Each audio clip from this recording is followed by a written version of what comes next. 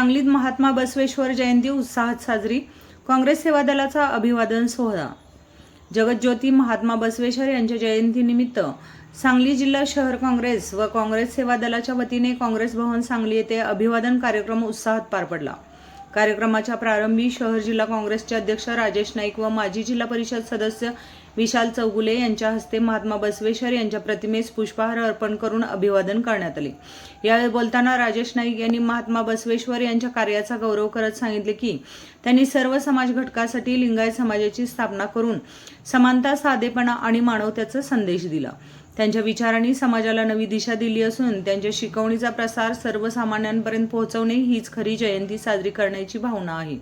या निमित्ताने काँग्रेस कमिटीसमोर पेढे वाटप करून आनंद साजरा करण्यात आला.